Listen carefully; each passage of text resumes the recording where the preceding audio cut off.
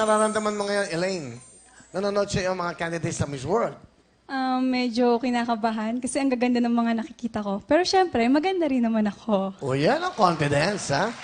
That's right. Yung mga tanong namin, hindi mahirap, hindi rin madali. Bahala na siya sumagot. Okay. So yung mga tanong na to, it's about buhay nating lahat. Usually, hindi ba sa mga pakantes, kinakabahan.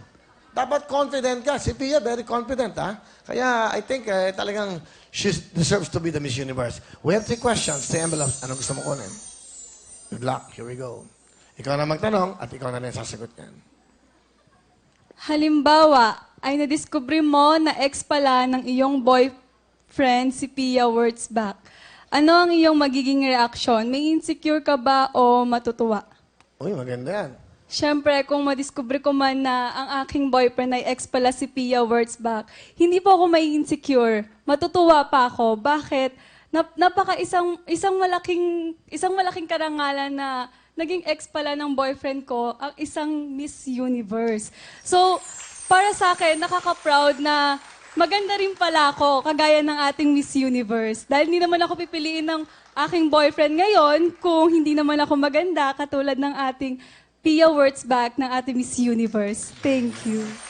Galing, ha? Very well said. Thank you very much. Magwala po sa Nueva Ecija, Elaine Coles. Thank you, Elaine. Elaine, dali. Elaine, microphone namin yan. Huwag mo iuwi. Okay. Salamat, Elaine. Okay. Thank you. Okay. Next, we have from Hongkong, Bulacan, Diane de la Cruz. Hi, Diane. Say hello to everyone.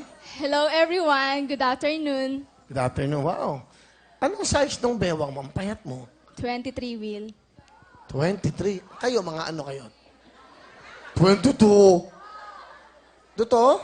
Ganun ang mga bewang? Si Ana, anong size mo? Hindi. Ana, Yes. anong size mo? 34, 22, 10. Sige. 2 questions na lang to. Mamili ka. Sige, pakibasa. Pakisagot na rin, ha?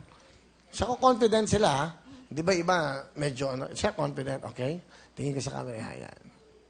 Meron daw unwritten rule sa magkakaibigang babae. Hindi ka raw pwedeng ma-in love sa ex ng isang kaibigan. Agree ka ba dito? Uy, magandang tanong to, ha? Para sa akin, Will, hindi ko siya i-entertain.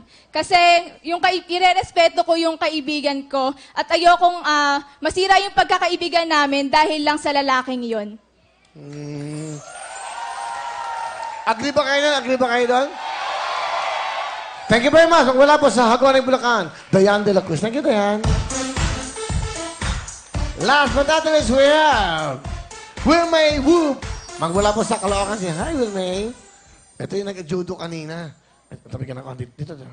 Yan, dito. Okay. Ito na. Isa na lang natitirang question. Okay. Pakibasa.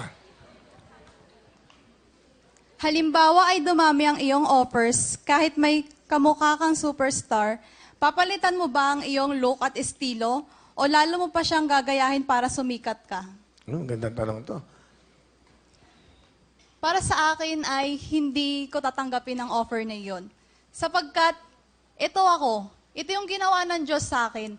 Sa lahat ng bagay na ginagawa ng Diyos, may dahilan siya doon. Maaring yung gandang Pilipina, binigay niya sa akin upang maging inspirasyon. Hindi lamang dito sa ating bansa, kundi sabi ko nga kanina, sa buong mundo, para ipahayag ko na exceptional talaga ang gandang Pilipina. Kaya hindi ko kailangan gayahin ng sino man upang ako'y sumikat. Kung sisikat ako sa aking kagandahan, mas magugustuhan ko iyon. Maraming salamat. Galing, ha? Gagaling sumagot, ha? Gagaling, ano?